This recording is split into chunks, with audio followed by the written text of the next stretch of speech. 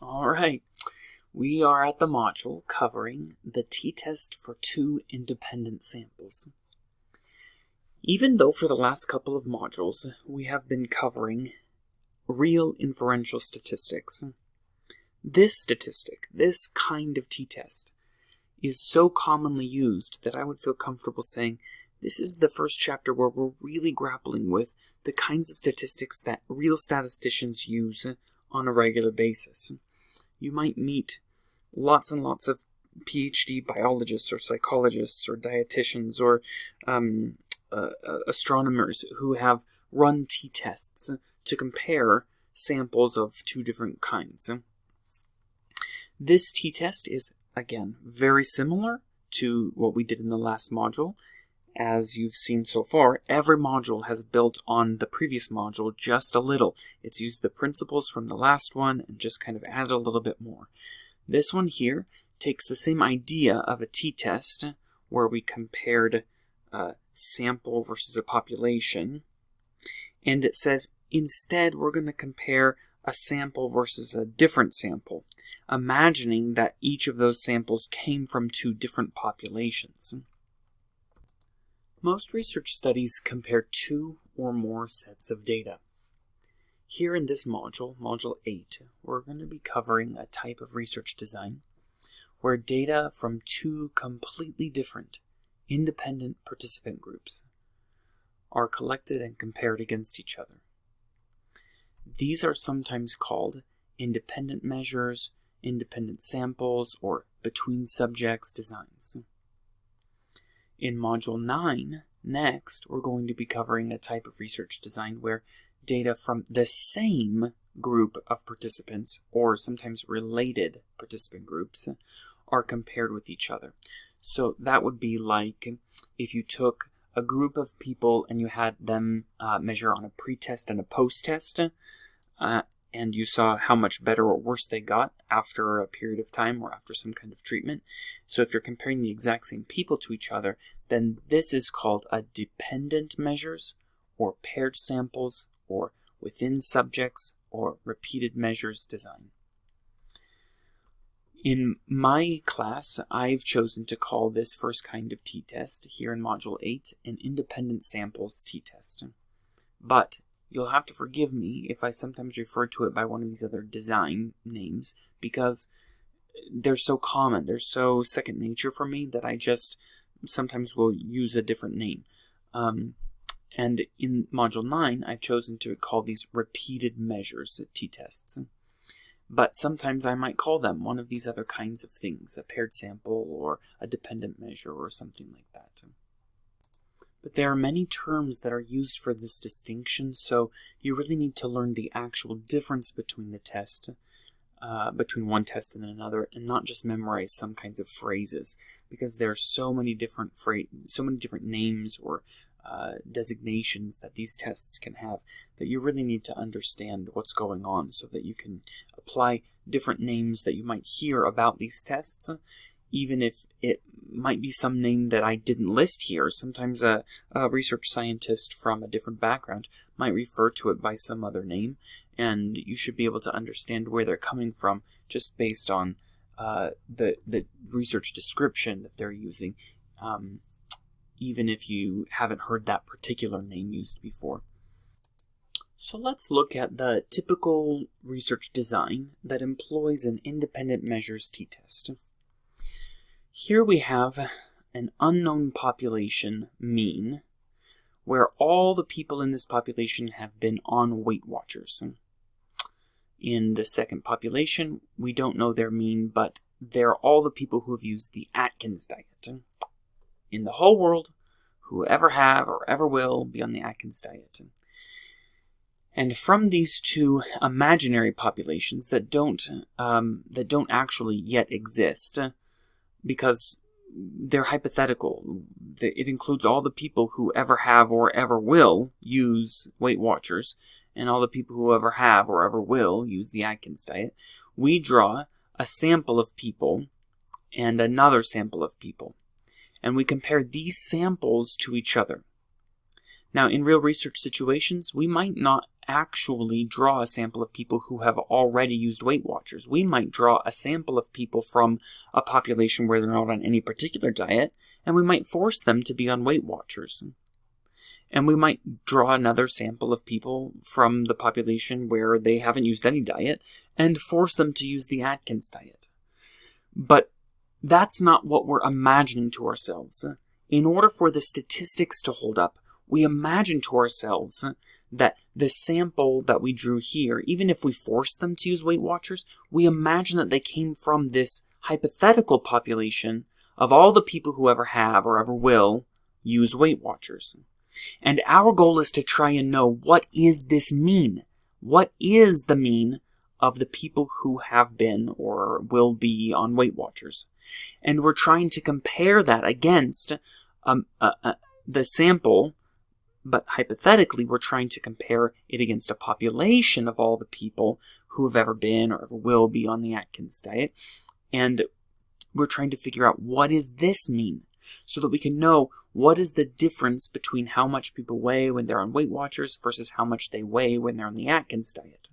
But in order to draw that general conclusion about the populations of people who use these diets, we draw two individual samples.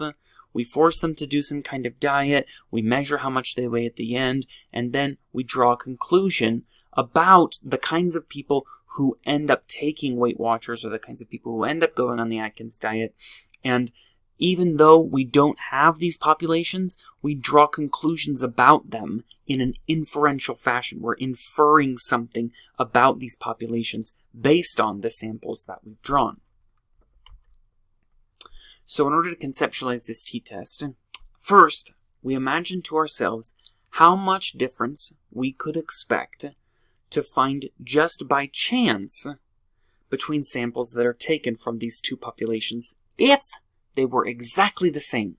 So let's imagine for a second that we have a population of weights right here. This is a distribution of all the weights of all the people who ever have been or ever will be on Weight Watchers.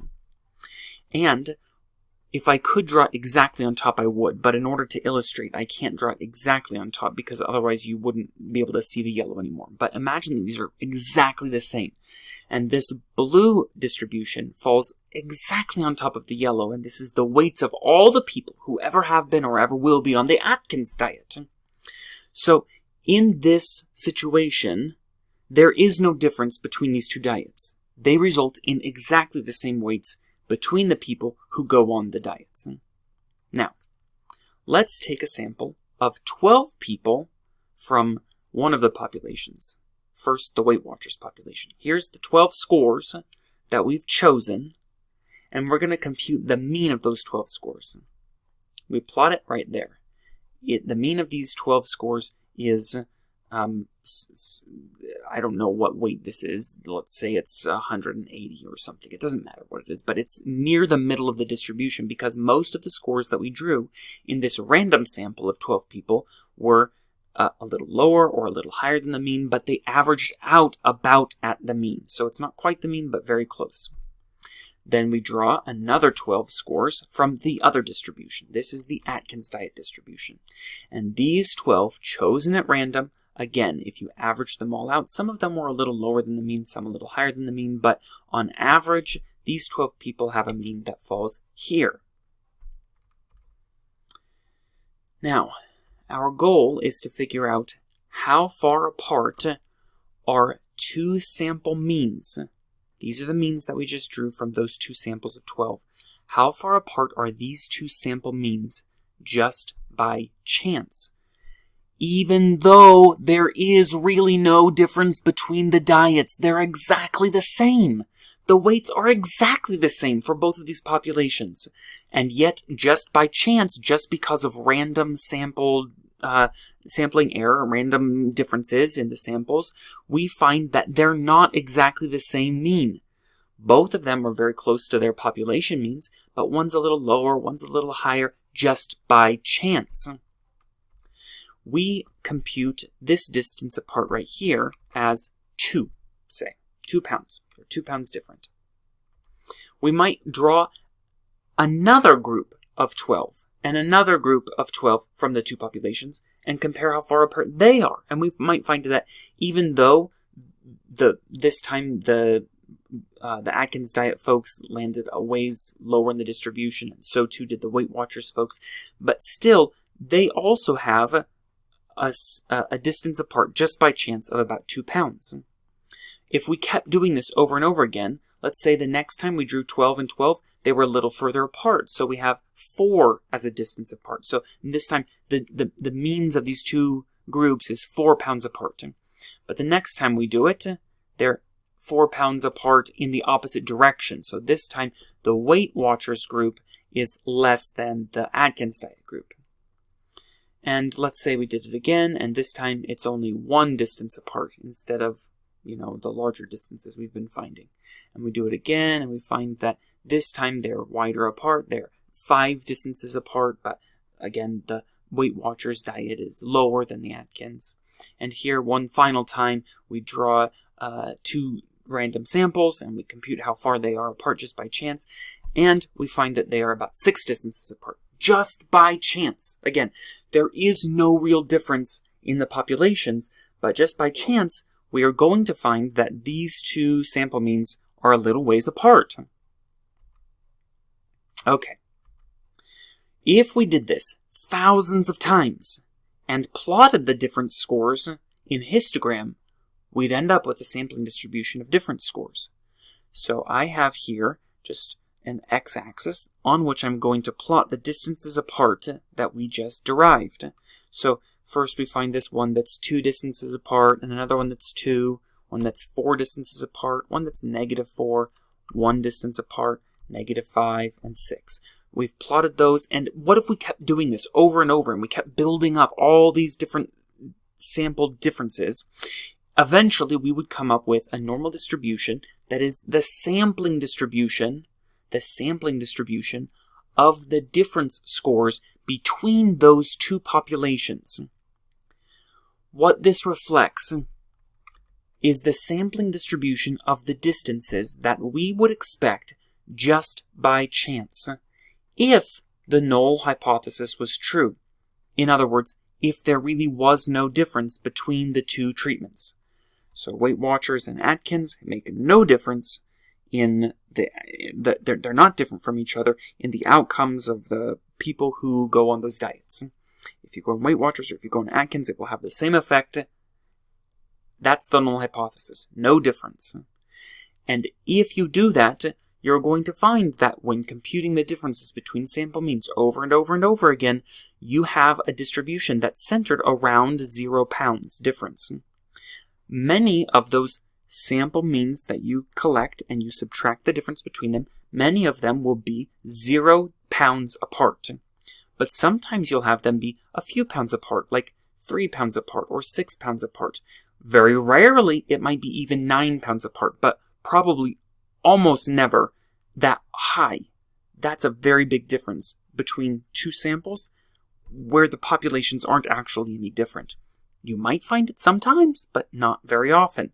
Most of the time, you're going to find them between about 3 pounds lower and 3 pounds higher as a difference from each other. Sometimes, 95% of the time, you're going to find it between, if you subtract the Weight Watchers from the Atkins, it might be 6 pounds less or 6 pounds more, but you're going to find 95% of the time the differences in a null hypothesis situation land between about 6 pounds difference on the one side or the other side. The mean of this distribution is 0. That is, most often there shouldn't be any difference between the two means. And the standard deviation of this sampling distribution right here, that's called the standard error because it's a sampling distribution. It represents how far apart we can typically expect two means to be just by chance. So typically we would expect them to be about 3 units apart, either with one higher or one or lower, but we're going to expect that the two means should be typically about 3 pounds apart just by chance. We then convert this entire sampling distribution into t-scores, which remember are just like z-scores. They're just transforming the individual means into a distribution where the mean of the population is 0 and the standard deviation is 1. And so here we see that if we take this new axis of t-scores, which are just like z-scores, and we replace that axis with the t-scores, we end up with a distribution where the mean is 0 and the standard deviation is 1. The standard error is 1. And then we can find the middle 95% of sample means that are most likely to occur if the null were true. Now, because this is a t-distribution, not a z-distribution, it might not be exactly -2 or exactly +2, but it's going to be something near -2 and +2 that separates the middle 95% of scores from the 5% in the two tails. Next, we measure the weight of 12 people on Weight Watchers and 12 more people on the Atkins diet. So we have imagined to ourselves this hypothetical situation before where we took sample after sample after sample after sample and computed the differences between the Weight Watchers and the Atkins people, right? But here, not just imagining, we actually do draw two samples. And these samples have the same number as what we've imagined before. We've imagined samples of 12, but these two groups are real groups. And this group that's real has an N of 12 as well. And we measure their means. So these folks weigh 180 pounds, and these folks weigh 200 pounds in the Atkins diet group. We've computed the standard deviation as 20 and 25. Then we find the difference between the two groups. So this group is 180, this group is 200. The difference between them is 20 pounds. We convert this value into a t-score, just like a z-score, and we see if it falls in the critical regions of the distribution that we just made. In other words, we see if this difference is a lot bigger than the typical difference we'd expect to find just by chance. Now you remember that we said just by chance we expect there to be about a 3-pound difference between the two groups. And what we found was a 20-pound difference. That's probably a lot more than we would expect to find just by chance. So when we're running a hypothesis test for an independent measures design, we have to write out the null and alternative hypotheses. This is what we've been talking about up to this point, but I'm going to write it out in statistical notation now. So the null hypothesis for the independent measures test is that the null hypothesis, H sub O, is that the mean of the first group, in this case this would be Weight Watchers, minus the mean of the second group, that would be Atkins, is 0. There is no difference between them. So in other words, there's no difference between the two groups. Now, when you write this for reals, when you're doing this for your examples, for your test problems, you're going to put the names of your groups here, not the numbers 1 and 2. So, for instance, in this example, we would write Weight Watchers and Atkins in little subscript there.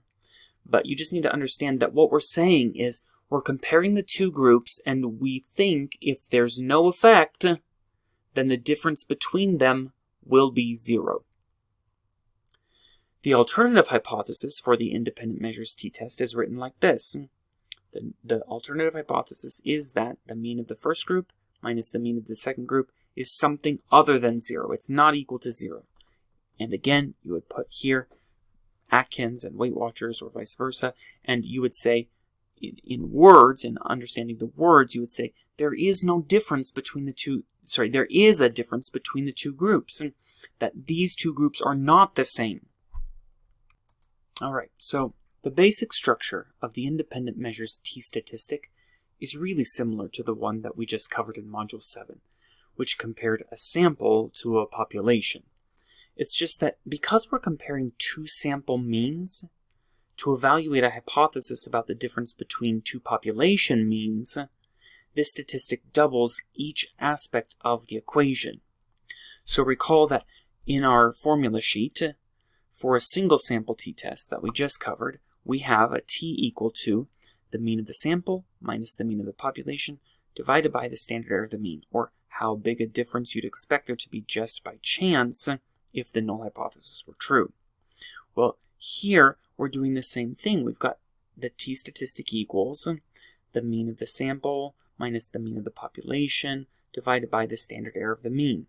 Except because we have two means from two hypothetical populations, we have two means reflected here from two hypothetical populations, and we're dividing it by the standard error of the mean difference between those two means. Now, because our null hypothesis states that there should be no difference between the populations, like remember when we had the Atkins diet and the Weight Watchers diet, if the null hypothesis were true, those populations would perfectly overlap with each other. There is no difference. Because of that, the latter half of the numerator is always going to be 0. Right here, always 0. And the numerator becomes, effectively, the difference between the two sample means. So what we're saying is, we're comparing the difference between the size of the two sample means here minus the difference in size that we expect there to be between the two populations, but those two populations should never be different if the null hypothesis were true. So what I strongly recommend you do in your formula sheet is find this t-statistic formula and write a little 0 above or over the top of this component of the numerator so that you remember you're not looking for the mean 1 minus the mean 2. You always know that whatever the mean of the first group is and whatever the mean of the second population, that it's always going to be hypothesized in the null distribution as 0. So write a 0 there. Don't forget that that's always going to be the case. The standard error in the denominator, right down here, is measuring how much difference is reasonable to expect between the two sample means if the null hypothesis is true. So remember, in our weights example, we had the mean of the first group that was drawn from the Weight Watchers population and the mean of the second group that was drawn from the Atkins diet population.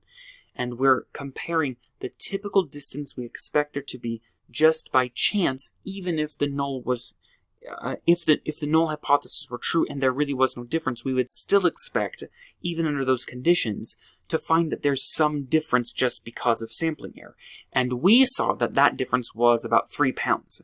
So the standard error of the mean difference in that example was 3 pounds, and that's what we would put down here. So we're comparing how big a difference we did see, and in that example it was a 20-pound difference, versus the difference we expect there to be just by chance, which is typically about 3, and we see how much bigger is that difference than the difference we typically expect there to be just by chance.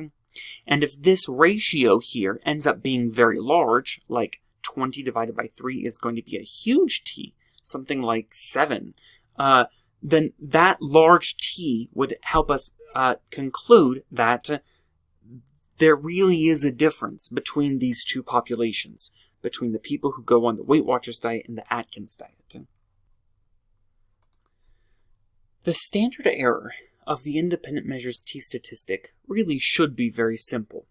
You should be able to just combine the standard errors for the two samples, like this. You should be able to just take the standard deviation over the square root of n for the first group, plus the standard deviation over the square root of n for the second group, and that should give you the standard error of the mean difference. Now, the reason why you'd expect that to be theoretically the case is because if you have this population here that's in one group and you have an identical population, that, remember, the null hypothesis suggests that the two distributions are exactly the same, that they overlap perfectly, then the standard error of those two units should be added together. that would be the typical estimated standard error. Why? Because if you drew two sample means from the sampling distribution, then you would expect them to be about that far apart just by chance. Now, usually the standard error is a guess about how much distance there is between a given sample and the population mean. That would be just one of these errors. So ordinarily, one error would be sufficient to say that's how far apart we expect them to be just by chance. But in this module, we have to double that, because each sample could be that far from the mean in opposite directions. So remember, in previous modules, we've talked about drawing a sample and figuring out how far away it is from the mean. And the standard error perfectly reflects how far away a sample mean should typically be from the mean of the population. But in this situation, we're not trying to figure out how far away the mean is from the mean of the sample is from the mean of the population. We're trying to figure out how far apart the mean of one sample is from the mean of the other sample. And so, because each of those means could be far from the mean in opposite directions, then we would expect the variability on average to be twice as far as we typically expect a sample to fall away from the mean. So one arrow would represent the distance between a sample mean and the population mean, but two arrows together has to represent how far apart two sample means would be if we drew them from different populations that overlapped. However, that equation that I just showed you, if we just were to add the standard error plus the standard error, it would be biased if the samples are not the same size. So imagine a situation where you do have overlapping distributions. One group is like this, and another one is like this. But this one is more narrow than the first because if this, imagine this second black distribution had a larger n size in each of the samples that comprise this sampling distribution. Each of those samples with a larger sample size are a better reflection of the population that all of those scores came from, and so each one of them would be closer to its population mean, reflecting a smaller distribution. So if the sample sizes of your two groups are not the same, then that formula I just showed you won't work because it will end up being biased. Therefore, when we have samples that are of a different size, we have to pool the standard deviations together in order to find an unbiased way of calculating the standard error. So this right here is the formula for computing the pooled standard deviation. So remember, a little italicized s stands for standard deviation, and this little p here represents the fact that this has been pooled. The formula for standard deviation is usually the square root of ss over df. Sum of squares divided by the degrees of freedom. Remember, ss over df is variance, and you just take the square root of the variance in order to get the standard deviation. But because we've got two groups here, we have to take the sum of all the sum of squares from both the first group and the second group and divide it by the degrees of freedom of the first group and the second group. And then we have to take the square root of all of that together. So this pools the standard deviation for two groups. Remember, up here, the standard deviation is different for the two groups. And so we're not trying to figure out what's the standard deviation of the first group and the standard deviation of the second group. We're trying to find a way of combining those two standard deviations so that they are giving us a fair middle ground between the two estimates of the larger and the smaller. We would then use this formula in computing the standard error of the mean difference. So remember, what we're computing here is the standard error of the mean, but this is the standard error of the mean between the first group and the second group. This is now computed by the standard deviation that's pooled plus the standard deviation that's pooled. We're just doubling it. It's the same thing twice. So you could say 2 times the standard deviation that's pooled, or whatever works best for you, but we're just repeating the same value twice. So you add this plus itself and divide it by the n of the first group plus the n of the second group. And then we take the square root of that on the bottom of the equation. This allows us to basically replicate the idea of the ordinary standard error formula, which is the standard deviation divided by the square root of n. But here we're taking the standard deviation doubled divided by the square root of n doubled. Just like all the other formulas that we've discovered so far for the independent measures t-statistic, the degrees of freedom formula also is doubled. We have to calculate this by adding the degrees of freedom for the first sample and the degrees of freedom for the second sample. So we take whatever the degrees of freedom is for the first one, that would be n minus 1, and we add it to the degrees of freedom for the second group, that would be the n of the second group minus 1. And so you just take however big your first group is and however big your second group is, and you subtract 1 from each of those and add them together, and that's your total degrees of freedom for your t-statistic. Now that we have that foundational stuff out of the way, let's walk through an example.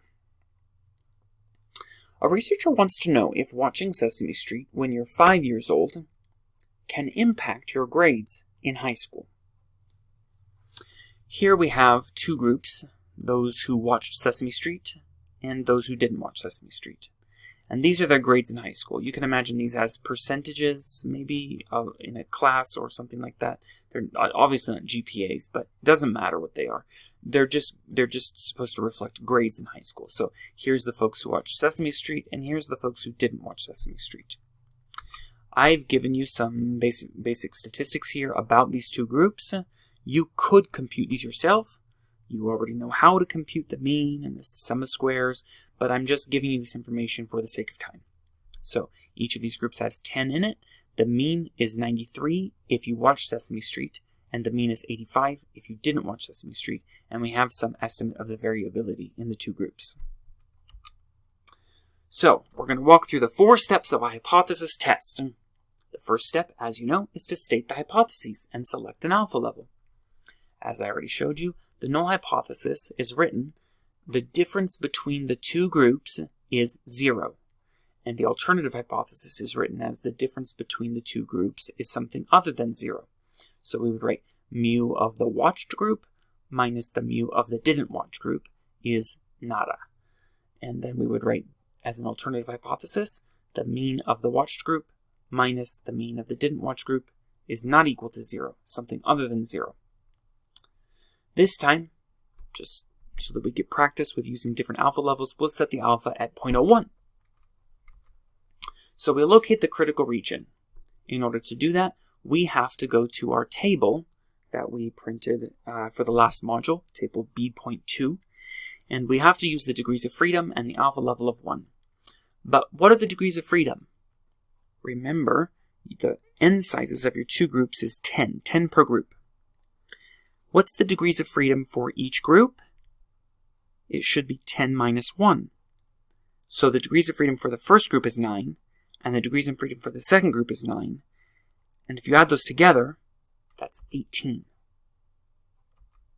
So we go to our t-distribution table with the degrees of freedom of 18, and we find what are the critical t-values on the negative side and the positive side that separate the 1% in the two tails combined. So take a moment, go to your table, pause the video, and figure out what is the negative t and the positive t that separate the 1% in the tails combined. Hopefully you found that was negative 2.878 and positive 2.878. And knowing that information, you have decided what t you need to get when you compute your t in order to be able to conclude that we're rejecting the null hypothesis, that there really is a difference between the folks who watched Sesame Street and the folks who didn't watch Sesame Street. You either need to get something that's higher than 2.87 or you need to get something that's lower than negative 2.87. If you get something that's in the middle here, in the middle of this distribution, then you would say that's completely reasonable if there was no difference between the two samples. The third step, as you know by now, is to calculate your t-statistic. In order to do that, remember I told you before that you should go to your formula sheet and find the formula for t-statistic, and then figure out what you don't know yet, and then work backwards and try to find what it is that you need to start with in order to compute your t-statistic. If you do that working backwards process, you'll see that the first thing you need to do is to compute the pooled variance. I'm giving you this information as a reminder. You had it before. But here, the pooled variance formula is the sum of squares of the first group plus the sum of squares of the second group divided by the degrees of freedom of the first group and the degrees of freedom of the second group. So, what would you plug in here? Pause your video and take a moment to see what you would plug in from this chart over here. Hopefully you decided that you would do 200 plus 160 divided by 9 plus 9. And then take the square root of that for a pooled standard deviation of 4.47. The next thing you need to do is to compute the standard error. The standard error formula in your formula sheet is listed as the pooled standard deviation doubled divided by the square root of n for the first group plus n for the second group. So you take this value here, 4.47, and you put it there and there. The n sizes of your two groups are 10 and 10. So if you carry that formula through, then you'll find the standard error for this situation is 2. And remember, just conceptually, what the standard error is saying how much difference should you typically expect between the folks who watch Sesame Street and those who don't watch Sesame Street, just by chance, if watching Sesame Street doesn't do anything for your high school grades. You would typically expect for their means in high school to be about 2 points different. And then we compute our t-statistic. The t formula is a little more complicated, remember, than last time because everything is doubled. But if you take the mean of the first group minus the mean of the second group, what would you put? Hopefully you said 93 minus 85. And what would be here, the mean of the first population minus the mean of the second? Hopefully you remember that this is 0. It's always going to be hypothesized as nothing different. Then you divide this by the standard error of the differences, which we just computed as 2. And if you carry that formula through, you should see that the answer is 8 divided by 2, or 4. What this ratio is doing here is it's saying we actually found an 8-point difference between the two groups. We expect to find typically just by chance a 2-point difference between the groups. So we actually found a difference that was 4 times greater than you would expect just by chance. Now we have to make a decision. Step 4, make a decision.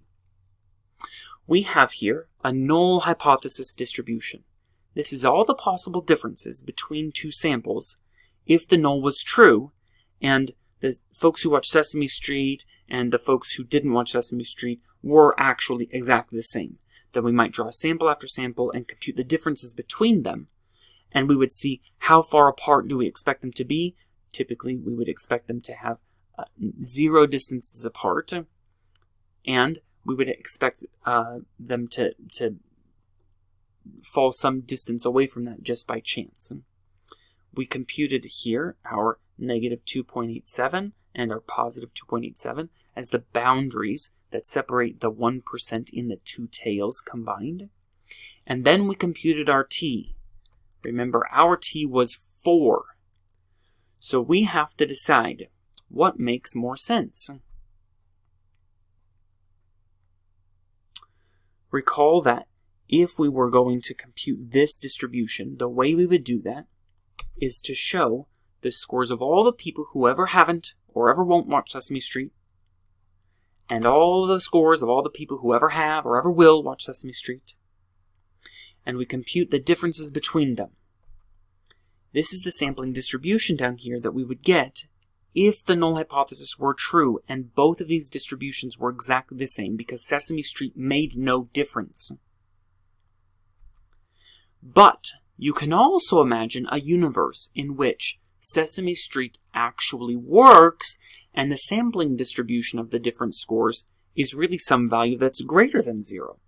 So if this were the distribution of all the folks who never have or ever won't watch Sesame Street, and this is the distribution of all the folks who ever have or ever will watch Sesame Street, and you compute sample after sample from both of these groups and figure out what the differences are, and you build up all the differences down here in a sampling distribution, the sampling distribution will look something like this. And the mean difference might be 5 or 8 or what, I don't know. I just made up a number down here. It doesn't matter what the mean difference typically is. But the point is, this is not 0 because there really is a difference between these two populations. So on average, if this treatment really worked and Sesame Street folks are really higher in high school than the other folks, then we would expect for this distribution of differences to center around some value that's higher than 0. Now we're back where we were a couple slides ago, and we have to make this decision. We have a null distribution here where the difference between the two populations of folks who watched Sesame Street or didn't is not different. There's no differences. They center around 0. Sometimes you might find that the folks who watch Sesame Street are a little higher. Sometimes you might find that they're a little lower, but they generally fall somewhere around no difference. If we find that the t was far less than negative 2.8 or far greater than 2.8, then that would suggest to us that the treatment of watching Sesame Street really did have an effect. It either made you really dumb or it made you really smart. We found this t out here, and I've colored it gray at first because I want to kind of keep this neutral, because I'm going to show you two different situations. It could be that that t is either a sample mean that comes from this null distribution that's red, or that it comes from a different distribution where the different scores are higher if you watched Sesame Street. This second distribution is all the possible differences if the null hypothesis were false and Sesame Street did actually improve high school scores. So this mustard-colored distribution is what we just worked on in the last slide, where we found that they actually were different, and we computed a difference between a sampling distribution of differences between two populations that really were different.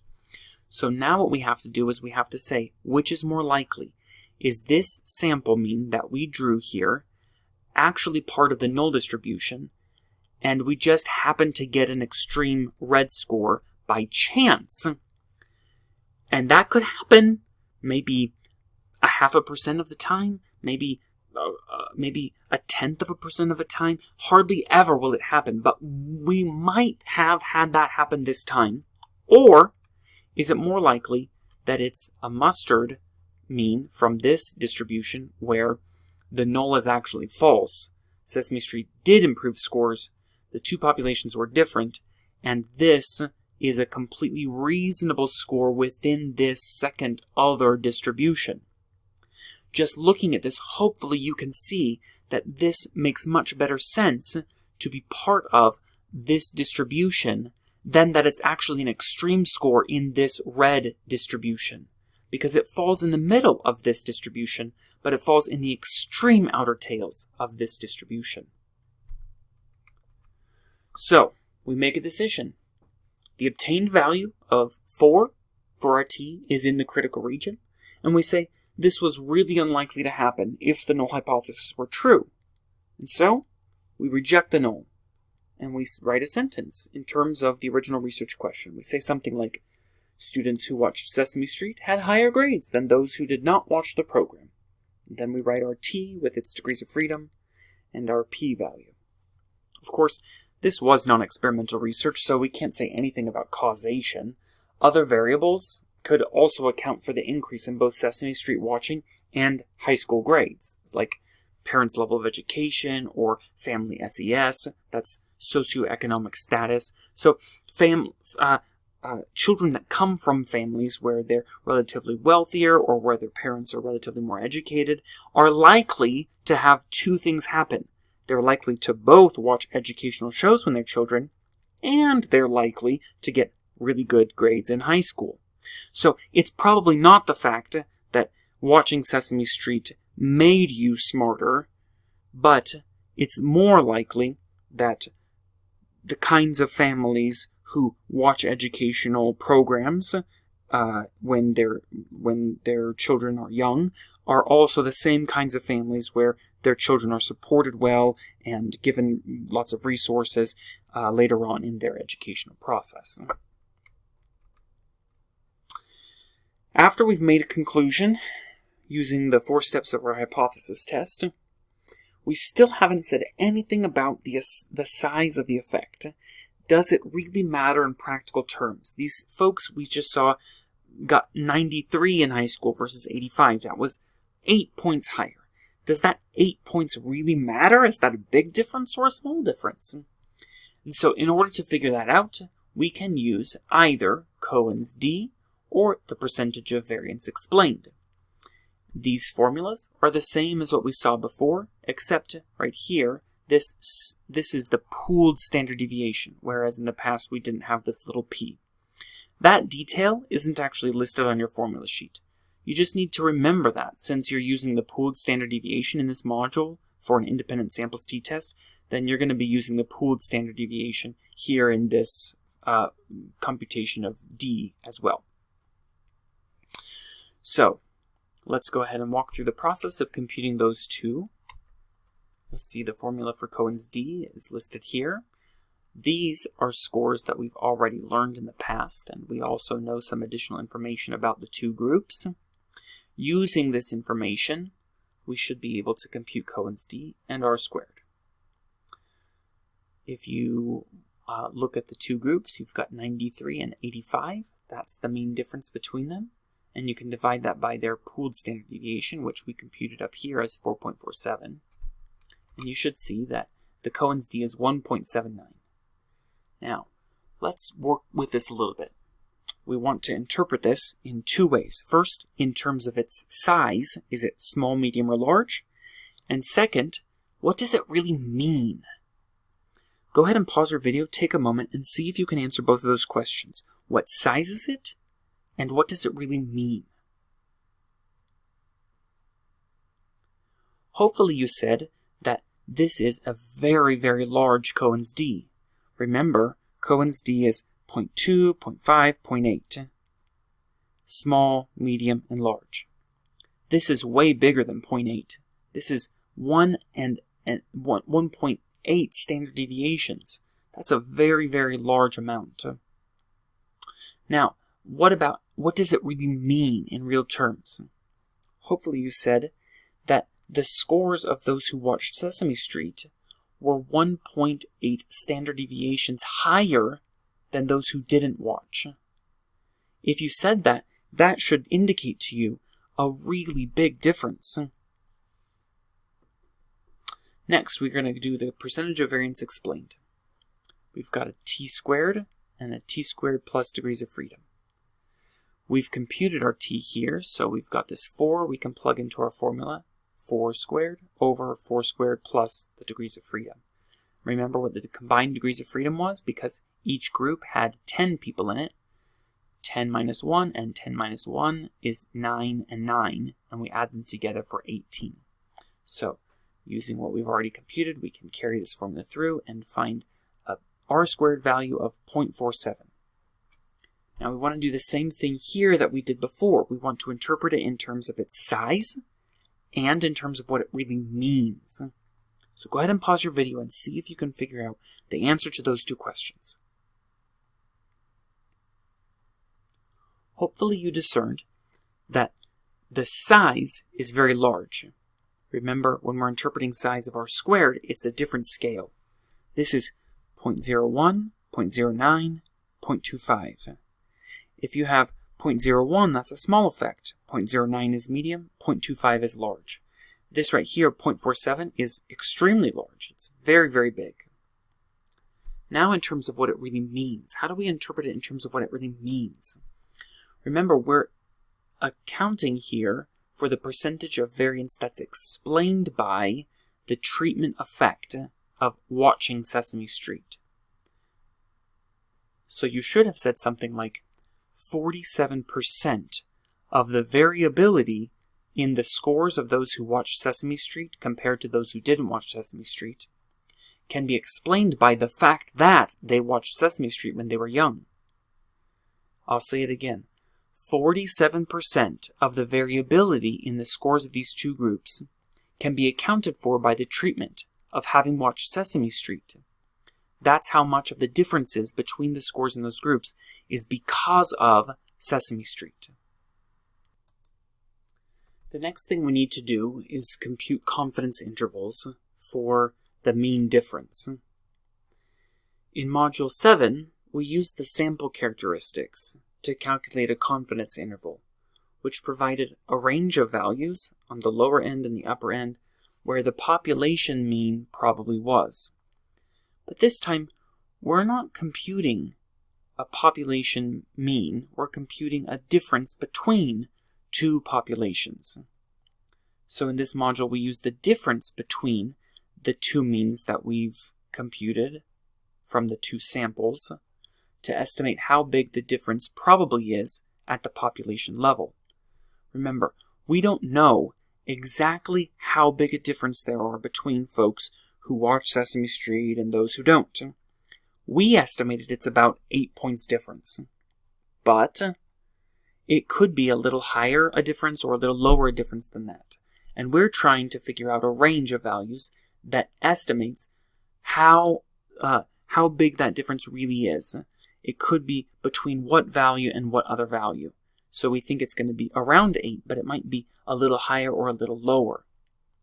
So the t equation is, again, rearranged algebraically. We solve for the unknown, which is mean 1 minus mean 2, and we figure out that at the population, the mean difference between those two populations is equal to the sample mean difference plus or minus the critical t, that's the t that you found in your table, not the t you computed, times the standard error of the mean difference of the two samples. So using this formula, remember again, the t here is the critical region for whatever confidence interval we've selected. Now, let's say we want to have a 95% confidence interval, then our t would be different than we used in computing our statistic because before we used a 1% alpha, an alpha of 0.01, and this is an alpha level of 0.05 or 95% confidence. So we need to find a different t than we found before. So go to your table B.2 and look and see what the critical t would be if you're looking for a degrees of freedom 18 with an alpha level of 5% or 5% in the two tails combined. Hopefully you found that that was 2.101. You then compute the confidence interval based on that critical t. So you plug that in here, and the standard error of the mean that you've already computed before, that's 2. And the mean of the first group was 93, the mean of the second group was 85, so you plug those in as well. And if you carry that through right here, this difference is an 8-point difference. That's how far we think it's going to be apart at the population level. But it might be a little higher or a little lower. And how much higher or lower? We multiply these together to find that out. And we say it's going to be about 8 points different, plus or minus 4. So the confidence interval should then be 8 minus 4 and 8 plus 4. So our confidence interval is from 3.8 to 12.2.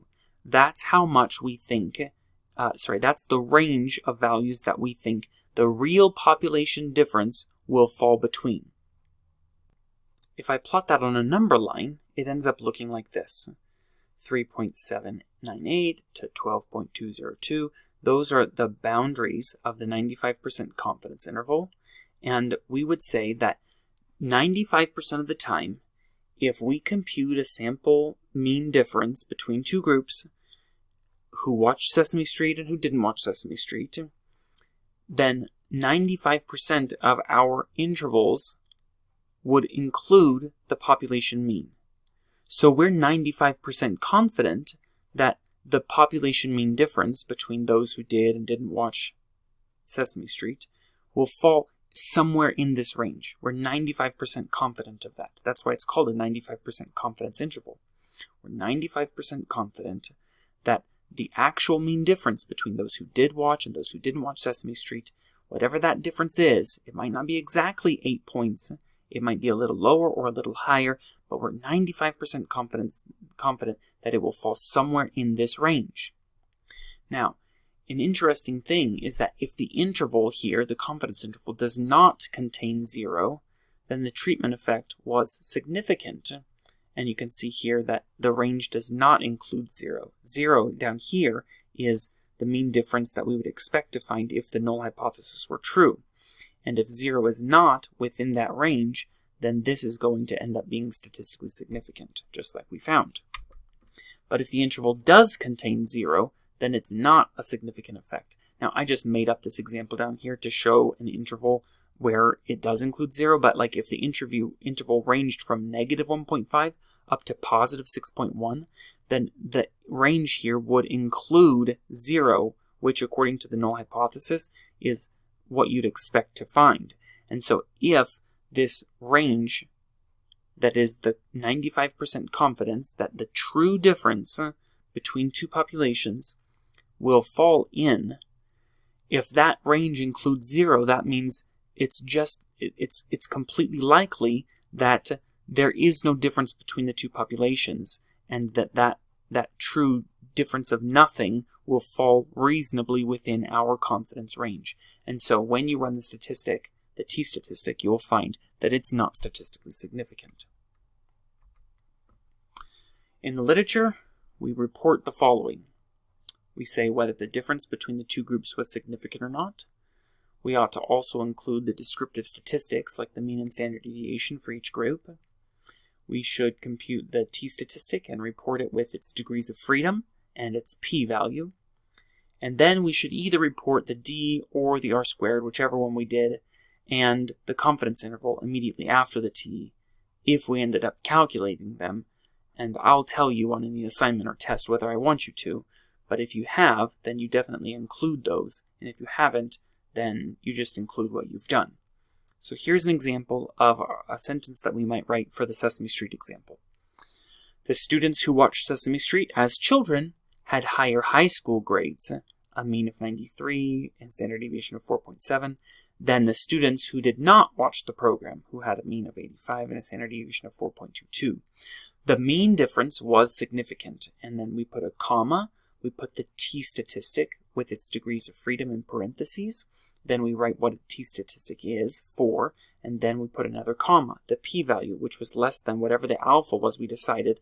In this situation, we said it would be 0.01, and then we put a comma, and we report either the d or the r-squared. We don't have to write both. I chose the d in this situation, but since we computed the r-squared as well, you could choose that if you wanted to.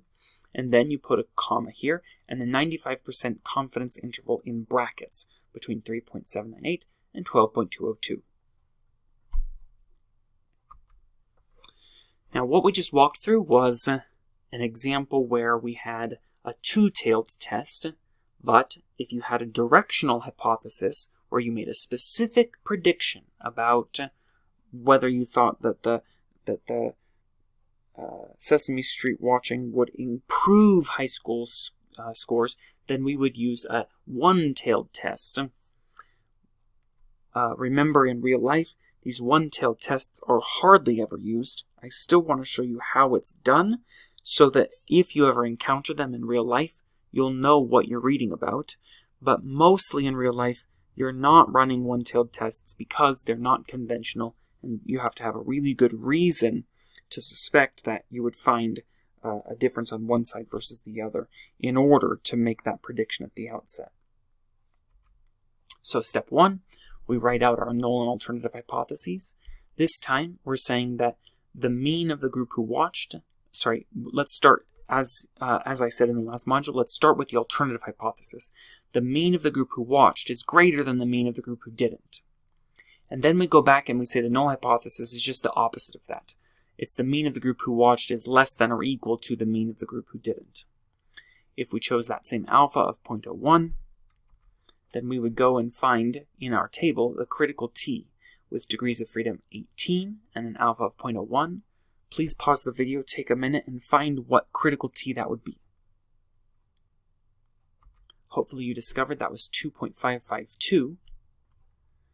Then we compute our t-statistic. Since we've already done this, I'm not going to belabor the point, but we computed the t as 4. And then finally, step 4, we make a decision. We plot our t on this distribution graph here. The critical t is 2.552. Our t obtained was 4. And so we reject the null hypothesis because the obtained t falls past the critical t right here. And we write a sentence that says something like, grades were significantly higher for students who watched Sesame Street. T of 18, a t with degrees of freedom 18 equals 4, comma, p less than 0.01, comma, one-tailed. Now, I didn't list here the d or the r squared or the confidence intervals and stuff like that, but since we computed them, we should probably list them. But the point here is that if you run a one-tailed test, you have to write one-tailed because the expectation by default is that you haven't. As we move on, I'd like to just take a moment and talk a little bit about conceptually the kinds of things that influence a t-statistic. There are 3 factors that can make it easier or harder to reject the null hypothesis. The first thing is, if you have a large difference between your 2 groups, that makes it much easier to reject the null hypothesis. That should not be surprising. If you think about it, you might say, our research question is, are elephants heavier than mice? And if you weigh the elephants and you weigh the mice, you don't have to have hardly any elephants and hardly any mice in your samples in order to conclude that yes, indeed, they are different. If you, in fact, measured the weight of one elephant and the weight of one mouse, and that was your whole sample from the whole population of all the elephants in the world and all the mice in the world, you would conclude from just that sample of one that elephants were heavier than mice. You would just know that because the elephant is so much bigger than the mouse. So if you have a large difference between the 2 groups, then it's easy to reject the null hypothesis and say, yeah, there's a real difference here. The second factor, selecting larger sample sizes, makes it easier to reject the null hypothesis. Remember, we've said before that if you have larger samples, then you have more restricted sampling distributions. If you have smaller sampling distributions, that means every estimate, every sample is a better approximation of the population. So let's say that we wanted to see, is there a difference in voting habits of Democrats and Republicans?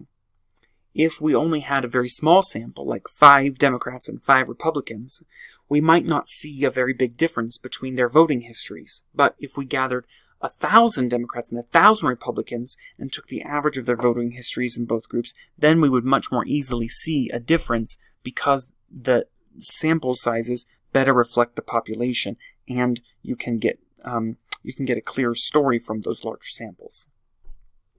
3. Having larger sample variance makes it harder to reject the null hypothesis. Now, I'm going to illustrate why that is on the next couple of slides. Let's say that a researcher compares 2 treatments, treatment 1 in white and treatment 2 in blue. The mean difference between the 2 samples is 5.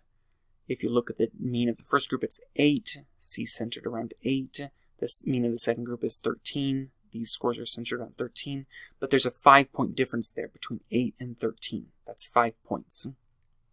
The frequency distribution graph below shows a clear difference between the 2 samples, and the statistics support that difference. If you were to compute a t-test between this group and this group, it would be a huge t, 8.62, with a p less than 0.01. However, let's imagine that if you have the two samples and they had the same number of participants and the same mean difference of 5, just like we had before, a mean of 8 and a mean of 13, with the same number of people and the same 2 treatments, but the variance was larger, that means the variability in the scores was much more spread out, there wouldn't be a clear distinction between the two groups. So the statistics make the case even more objective here, where the t-score that we would compute from these two groups of blue and white end up being 1.59 and a p-value greater than 0.05. So that's a very small t and a not significant p-value, suggesting there's not a real difference between these two groups. Even though there's a 5-point mean difference, we can't conclude that that's actually a real difference because the variability here makes it too difficult for either us to eyeball a difference or for the statistics to detect a difference. We also need to understand some assumptions that are associated with the independent measures t-test. As I said before with other inferential statistics, the observations within each sample need to be independent. That means they each have an equal chance of being drawn from the population, and they're not biased in some fashion, like being related to each other, or all taking the same kind of class, or all found in living in the same neighborhood, or something like that.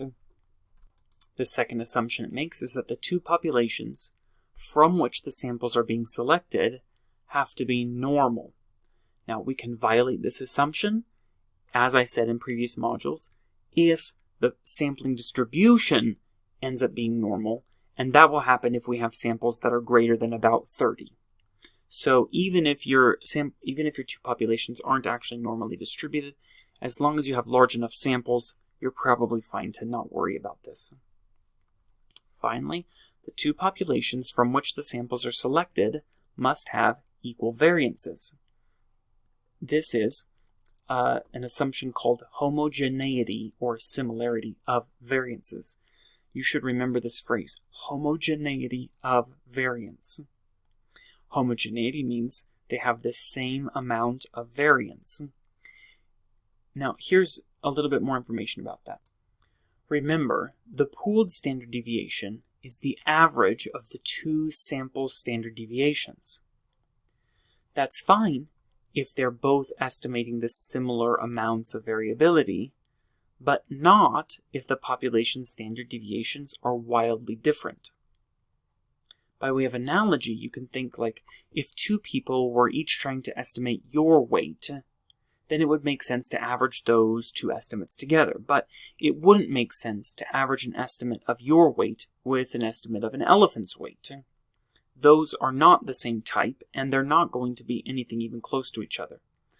In much the same way, if you have two standard deviations, and they're of radically different populations that don't even make sense to be compared to each other because they're of such different sizes, not in terms of the actual means, but in terms of the variability, then you would want to be cautious not to average those together in the pooled standard deviation. So, how do you know if the variance in your two tests are similar? You have a test called Hartley's Fmax that allows you to test for similar variances. So the Fmax is computed as the variance of it's not the larger group, but it's the larger variance. So you take the two variances and you put the larger one on the top and you divide it by the smaller variance on the bottom. So you just figure out what are the two variances for the two groups you're comparing and put the larger one on top, the smaller one on the bottom, divide them together. And if you have a large value, that indicates a really big difference between the sample variances. So if this one is huge compared to this one, then your Fmax will be very big. But small values that are near 1 indicate a similar sample variance. So if this is about the same size as this, then this would be like 4 over 4, and the Fmax would therefore be about 1. So you're looking for Fmaxes that are low, like something close to 1. If they're too big, then you have to say, these two variances are too different from each other to trust doing a t-test on this. So we have to compare the critical value that appear in Appendix B.3 using the number of samples, and we're calling that K, and the degrees of freedom in one sample. So if you open up Appendix B.3, you will see some Fmax values listed, and you'll be able to use the number of samples and the degrees of freedom to say what the Fmax critical is, and if yours is bigger than that, you have to say, oh, this is not a trustworthy situation. I can't pool the variance here. But if it's lower than the critical Fmax that you find in this table, then you can say, all right, this is safe to pool the variances. Let's walk through an example of computing Hartley's Fmax for the situation that we've been working through. So in order to do that, remember we're pitting the variance against each other for the two groups. I found this formula in the formula sheet. It's a sample variance formula, SS over DF. In the first group who watched Sesame Street, we have an SS of 200 and degrees of freedom of 10 minus 1 or 9. So we would compute that as 200 divided by 9, or 22.2 is the variance of this first group. In the second group, we have a sum of squares of 160 divided by degrees of freedom 10 minus 1 is 9. So 160 divided by 9 is 17.8. Remember, Hartley's Fmax is to take the bigger one and divide it by the smaller one. And so we would put 22.2 divided by 17.8, and we get an Fmax of 1.25. Remember, we want this to be very close to 1. And this actually is pretty darn close to 1. These are very similar variances. So we can trust, even without looking at the table, that this is very likely to be safe, that we could run this t-test, pool our variances, no big deal. But just to be sure, because we're walking through this practice exercise, we want to look at our table, B.3, and see what the critical Fmax that we're comparing it to is in the table. In order to do that, we have to remember that we're using the degrees of freedom in one sample, not in both together. So we come here and we find that the degrees of freedom is 9. So n minus 1 is 9. We're going to use this row. Now the way we use this table is we say K is the number of samples. In this case, because we're doing a t-test comparing one group versus another, we just have two samples, the group who watched Sesame Street and the group who didn't. So we have two samples. We follow this down until we get to the degrees of freedom 9, and we have these two values. At the top of the table, it says the critical values for the alpha of 0.05 are in light face, and the ones for 0.01 are in bold face. So if we're using a 95% or an alpha of 0.05 here, if that's the value that we want to use, then we just use the light-faced critical value, and we say 4.03 is the largest Fmax we're allowed to get and still run the t-test. Here in this situation, we got 1.25, and so it's much lower than 4. We're totally safe. No big deal. Now let's say that our Fmax was significant, and it did exceed the value that we were supposed to have. If our samples had homogeneity our samples did have homogeneity variance, but if the Xmax suggests that we violated that assumption of homogeneity of variance, then we need to adjust the degrees of freedom in your t-test as outlined below. Now this formula right here is just insane. It's absolutely convoluted and doesn't make any intuitive sense, and it's just really difficult. I'm never going to ask you to use this formula. So you don't need to actually know it, except to understand conceptually that if your Fmax is significant, you can still run a t-test. You just have to you have to calculate a slightly different degrees of freedom, which then leads you to use a slightly different t statistic as your critical value, and then you might be drawing slightly different conclusions based on where your actual computed t falls compared to that new critical t that you've used, or that you found using the different degrees of freedom. So again, I'm never going to have you use this. I'm never going to have you compute this. I just need you to understand that If your Fmax is significant, you still can run a t-test. You just have to make an alteration here and then move forward with caution. Now here at the end of our module, I strongly recommend that you walk through this practice exercise. An educational psychologist would like to determine whether access to computers has an effect on grades for high school students. One group's homeroom is in a computer lab. The other group has homeroom in a traditional classroom. Here are the grades at the end of the year. The folks who were in a computer lab, there were 16 of them. They had a mean grade of 86, and I've given you a sum of squares here of 1005. In the traditional classroom, where there weren't computers, there were also 16 students. There was a mean of 82.5 and a sum of squares of 1155. So you should now walk through the steps of a hypothesis test to see if there's a significant difference between the means of those two groups. Obviously, there's about a 3.5 point difference. You can just see that by eyeballing. But our question is that a significant difference? Is it really going to be a difference that you can trust to be a reliably large difference, or is it just the kind of difference that you'd expect because of sampling error to happen just by chance? I want you to use a two-tailed test with an alpha of 0.05. Remember to begin with the Fmax to ensure that you have similar variance across your two samples so that you don't have to use that convoluted method of calculating degrees of freedom. Once you've done that and you've computed your t-test, you've gone through the whole 4 steps of the hypothesis test, then please compute your d, your r-squared, and the 95% confidence interval. And finally, write a sentence as if you're going to publish these results. Please pause the video, work through this example, and when you're ready to check your answers, proceed. Hopefully, you worked through the exercise and you saw that the critical Fmax was 2.86, but your actual Fmax was 1.15.